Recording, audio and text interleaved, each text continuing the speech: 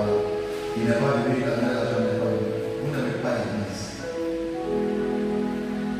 Il est président de la jeunesse, mais il ne vient pas à l'église. À 40. Vous étiez debout.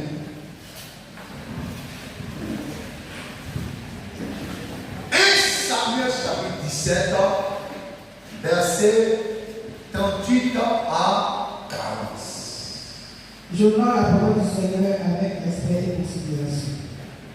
1 Samuel chapitre 17, à partir du verset 38.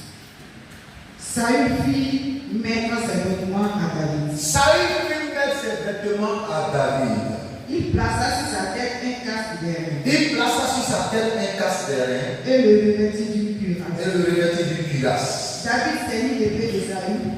David ceignit l'épée de Saül par-dessus ses habits. Par-dessus ses habits. Il voulut marcher. Car il n'avait pas encore essayé.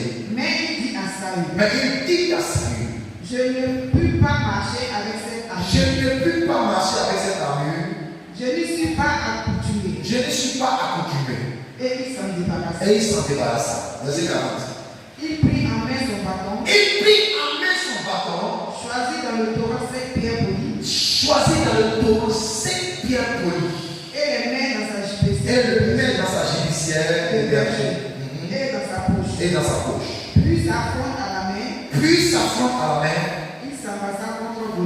Il s'avança contre le Philistin. Merci notre Dieu au nom de Jésus. Bénis ce moment dans le nom puissant de Jésus. Amen. C'est toi que je prie. Le thème de mon message, comment vaincre les géants de ta vie.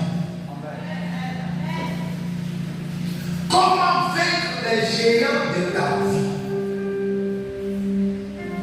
Quand on parle de géants, c'est quelque chose de façon physique qui dépasse ta taille. Or, vous savez que quand quelque chose est plus grand que toi, la chose peut t'écraser facilement. Je viens un basketteur qui fait 2 mètres 2. Pendant que les autres sautent, lui le sauver la tête dans la vie de d'affilée.